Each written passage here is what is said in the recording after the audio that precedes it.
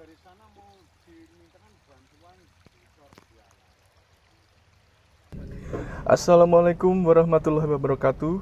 Jumpa lagi dengan saya AS Setianto di Gemar Tandur. Kali ini saya berada di sebuah sawah yang indah dengan metode tanam yang agak berbeda. Sawah ini dapat menghasilkan untung yang berlipat. Mau tahu caranya? Saksikan terus video ini. Siapa yang gemar menanam, suatu saat pasti akan menuai hasilnya.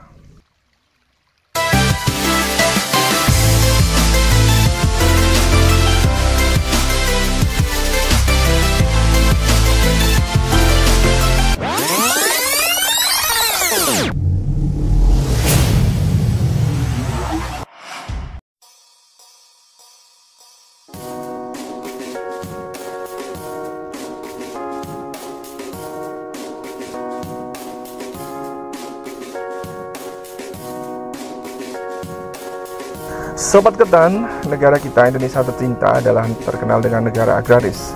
Kenapa? Karena sebagian besar masyarakat Indonesia bermata pencaharian sebagai petani. Hal ini tidak terlepas dari luasnya sawah yang ada di seluruh pelosok negeri. Selama ini, Indonesia juga dikenal sebagai lumbung pangan, sehingga kebutuhan pangan dapat tercukupi dari hasil menanam di negeri sendiri.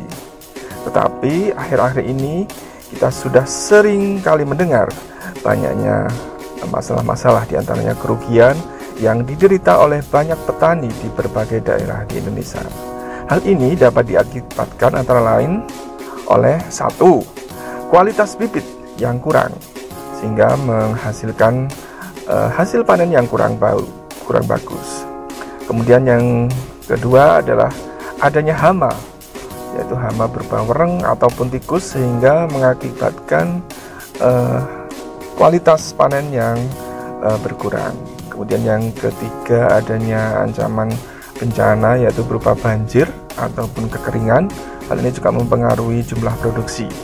Kemudian yang keempat adalah kurangnya pupuk. Jadi tidak dapat dipungkiri bahwa sebagian besar di Indonesia masih tergantung dengan adanya pupuk ini.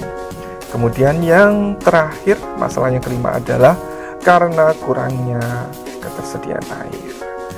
Jadi masalah-masalah ini dewasa ini banyak sekali kita jumpai, di samping mungkin permasalahan pasca panen, yaitu adanya harga yang jatuh, distribusi yang susah dan sebagainya.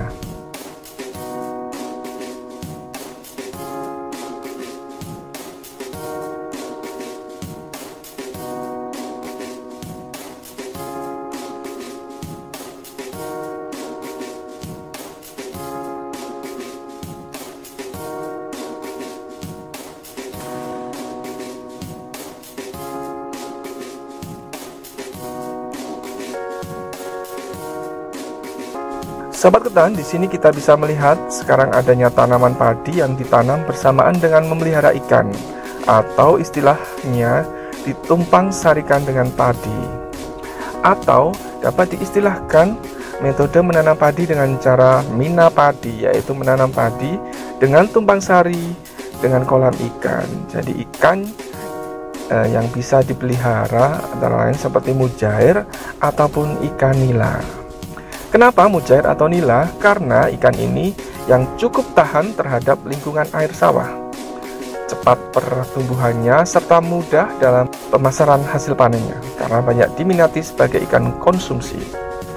Dengan metode mina padi ini, petani dapat untung 3 kali lipat dari cara menanam dengan padi biasa atau dengan konvensional, yaitu dengan hanya menanam padi.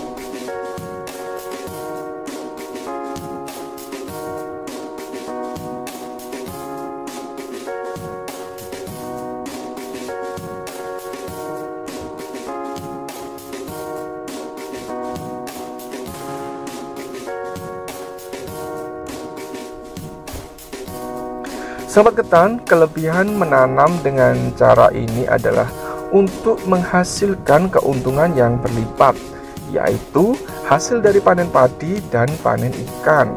Memang dari segi modal juga lebih banyak sih, karena harus membeli bibit ikan dan pakan ikan. Berikut ini adalah beberapa kelebihan budidaya mina padi, yaitu 1. Dalam satu lahan kita bisa mempunyai 2 usaha yang ditekuni. Kemudian yang kedua, lebih hemat dalam tenaga kerja. Kemudian 3, tidak perlu membeli pupuk padi karena sudah terpenuhi dari kotoran ikan dan sisa makanan ikan. Kemudian yang keempat, saat panen kita bisa mendapatkan untung yang berlipat, yaitu dari panen padi dan juga dari panen ikan. Kemudian yang kelima, hal ini apabila ada salah satu yang gagal panen dari padi atau ikan, kita bisa panen salah satunya, jadi kita tidak rugi total. Nah, seperti itu. Jadi masih ada yang bisa menghasilkan.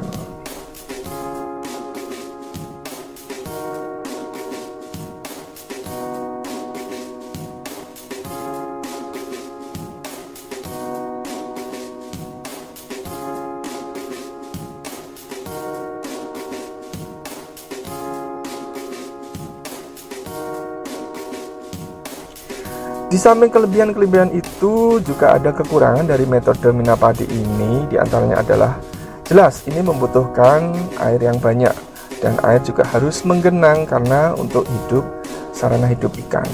Kemudian yang kedua, cara mulai tanam padi dan nebar benih harus tepat agar keduanya bisa hidup dan subur.